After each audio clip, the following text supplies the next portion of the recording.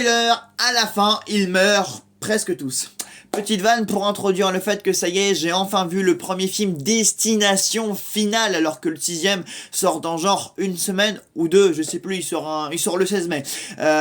Du coup, j'avais vu le 5ème, je sais pas pourquoi j'ai commencé par le 5ème, mais bon, ça c'est moi, je commence toujours les sagas par le dernier film, et après du coup, quelques années plus tard, je vois enfin le premier film. Et force est de constater que donc ce premier opus réalisé par James Wong est sorti en 2000, a plutôt bien vieilli, et que la créativité était déjà au rendez-vous. En fait, j'aime bien parce que c'est vraiment le seul film où on sait que la moitié des personnages vont crever, c'est-à-dire que du coup le spoiler, comme ma vanne du début, ne fonctionne pas du coup, puisque en fait on sait que les personnages vont mourir, mais tout l'enjeu c'est comment le scénario en fait va jouer avec la mort, qui est à la fois ici un enjeu, une thématique, les conséquences pour les personnages. Enfin voilà, en fait la mort est traitée sous diverses formes. Et ici on a un personnage principal du coup donc qui fait un rêve prémonitoire alors qu'ils sont dans un avion, qui du coup permet à ses camarades donc de survivre, enfin dans un premier temps, et qu'après lui-même va essayer donc d'élaborer donc certaines stratégies et va essayer de comprendre en fait la source et l'origine du problème. Donc en fait j'aime bien parce qu'à la fois c'est quand même assez barré comme concept, voilà, le fait que tout le monde est amené à mourir mais que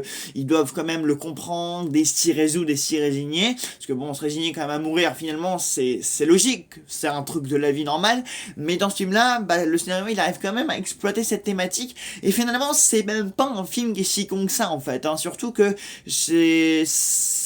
pense que ça doit être le seul film où c'est exploité le plus plausiblement du monde en fait, hein. Même si la façon dont chaque personnage meurt, c'est quasiment impossible que ça arrive à un être humain sur Terre, sauf par un malheureux concours de circonstances. Mais en tout cas moi j'ai quand même bien apprécié, je trouve que ça a bien vieilli, voilà, aussi bien sur les effets spéciaux, tout ça, la scène du crash notamment au début, même toute la notion de rêve prémonitoire, enfin je trouve quand même que le scénario est bien foutu, enfin ça reste quand même un film assez décalé, en mode teenage movie et tout, un peu comme les œufs faculty et tout ça, enfin voilà, donc des films de genre, teenage movie et tout ça, mais j'aime bien, franchement, c'est kiffant des films comme ça, et je pense qu'il en faudrait plus, bah de toute façon il y en a encore, et la preuve, puisqu'il